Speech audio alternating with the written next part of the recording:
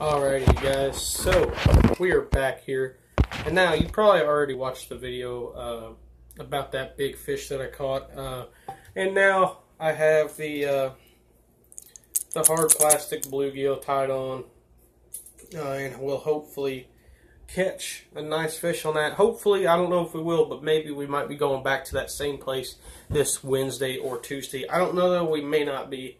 It may take a longer time to get there. So this video is going to be actually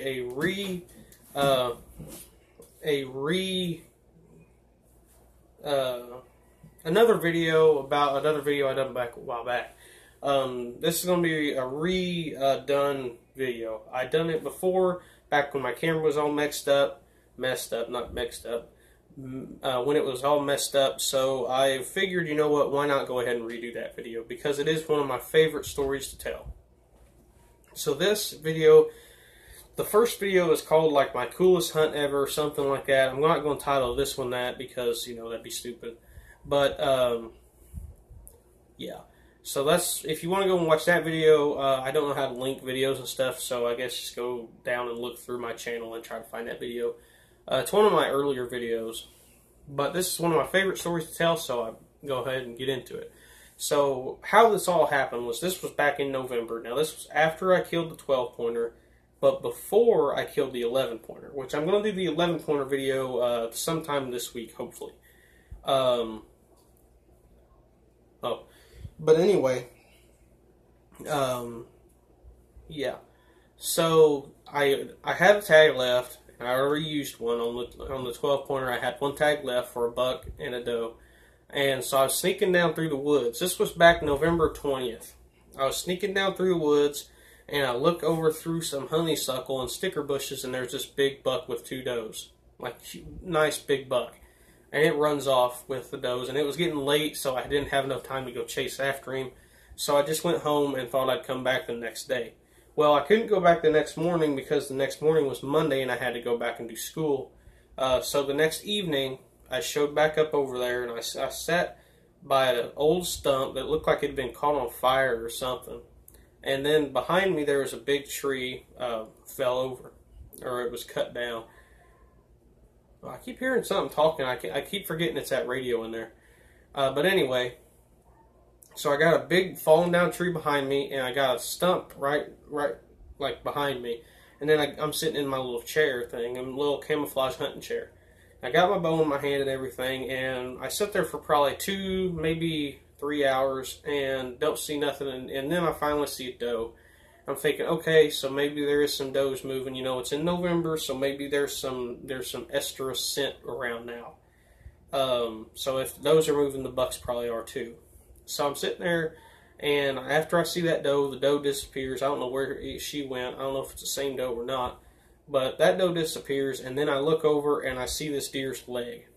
And it takes a couple steps, and I know this deer's legs are big. Like, they're big around. They're beefy looking. And I just think those legs and those thigh areas, you know, their part right there, you know, whatever you want to call it, I mean, it's big. It's muscly. And I'm thinking, that's got to be a buck. I mean, I don't think it's a doe. So I pick up my call, and I call a couple times, and nothing really happens. About maybe 5 minutes later, I hear something moving. And so I look back over there, and there's this maple sapling tree, which is probably about 6 or 7 foot tall, and it's just getting shooken violently. I mean, it's just getting the crap shaken out of it. And it's just shaking really bad, and I'm thinking, that's got to be that buck. And so I grab my call again, and I call 2 more times. Call 2 little grunts again, and nothing happens. So probably a minute and a half go by, and then I hear some running, like something's running through the woods. And here comes a doe with a nice big buck and another buck right behind her. And the buck in the front is a really nice, tall, dark horn looking buck. And the buck in the back was all broken up and everything, and they were both about the same size as the other buck, maybe a little bit bigger. The front one was bigger. It looked like it might have been the same size, but the one in the back was really broken up. You know, it had about 10 inches of its main beam broke off. I mean, it had a lot broken off. And the other buck, I couldn't really tell. I didn't really get a good look at it. But that doe and that buck and the other buck ran up the hill, ran back down, and came around me. The buck and the first doe and the first buck ran around behind me. And I didn't get a shot at them because I was watching this other buck running right straight at me. And the buck that had all the broken up tines and everything was running right straight at me. And I take a step back because I'm thinking that I'm either going to have to shoot this deer or hit this deer. So I step back because I think I'm going to have to kick it, because I got steel-toed boots on. You know, steel-toed boots, they don't give very well when you kick something. And so I step back and I'm thinking I'm going to have to kick this deer. And it stops. And it's literally 7 feet away from me. And I'm sitting there and I'm looking at it, and it's looking at me. I mean, we're looking right straight to each other's eyes, it seems like. And I see him, and he kind of looks at the other buck and the doe, and he looks back towards me. And I don't know if he realized that I was a hunter, or if he realized something went right, or if he just thought I was a tree. I don't know, but he just decided that something wasn't right, so he just hopped off. And I was like, wow, you know, I was surprised, because I mean, this is the closest I've ever been to a wild whitetail deer, and you know, being literally feet. I mean, it's not even a matter of yards anymore; it's more of a matter of feet from this deer. You know, it's scary when you're looking at a deer that's close to twice your size. You know, and I was probably, you know, I weigh now like 220 something. You know, I probably weighed a little bit more than that then, because it was like right after, it was close to Thanksgiving. You know, you eat a lot there at Thanksgiving time. But, you know, I've lost weight since then. But, you know, something that is almost, I mean, that buck had to have been bigger than me. I mean, that buck probably 300 pounds. With horns and stuff, you know, I mean, that deer could have killed me easily. You know, all he had to do was look down and just run over me, you know, and, you know, who knows what had happened. But he didn't. You know, I don't know if he thought that I was a hunter, or if I was a tree, or what, but he runs off and he hops straight into the middle of this fallen down tree. I don't know how he didn't kill himself, but I mean, that daggum thing just hopped straight in the middle of that tree, and then chased after the other buck and the other doe.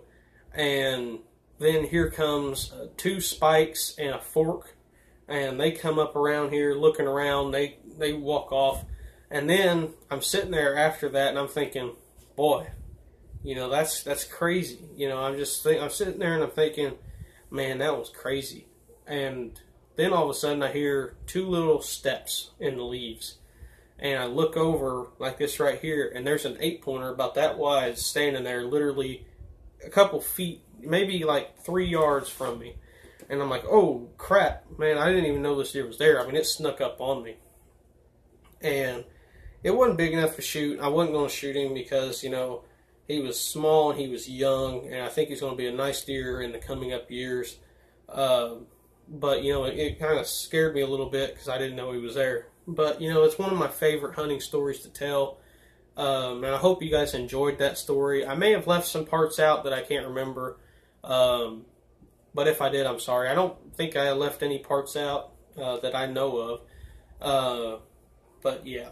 So thanks for watching. I hope you enjoyed that story as much as I enjoyed telling it, because I really do. It's one of my favorite stories to tell.